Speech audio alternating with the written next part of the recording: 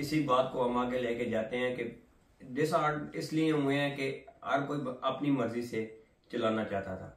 एक दिन पहले कॉल आ जाती है, वो भी आपको नहीं पता कि आपकी पर्सनल कॉल आई है या ग्रुप में कॉल आई है, आपको पता ही नहीं है। ग्रुप में कॉल आ जाती है, कोई उठा सकता है, कोई नहीं उठा सकता, कभी बेल नहीं होती जी। उसके बाद अगर रब्ता हो जाए जी, कल शाम जी 4 बजे मीटिंग है, कोई पता नहीं है कि आप ये नहीं पूछा जाएगा कि आप फारग हैं या नहीं है फारग, या आप आ सकते हैं। कल 4 बजे जी मीटिंग फाइनल है जी। फिर जो इम्पोर्टेंट मीटिंग होती है उसमें हमें पता ही नहीं होता। फिर जी जब भी कोई जाके उधर बैठा जाए तो 3 4 5 बंदे उधर बैठे होते हैं।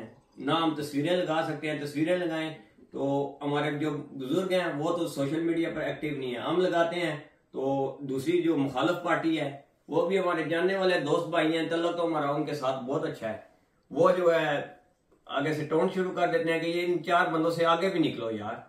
तो इस बात से दुख होके ना थोड़ा सा साइड पर ही हो गया कि फायदा कोई नहीं है। लेकिन मैं तो कहता हूं कि आप तंजीमें नो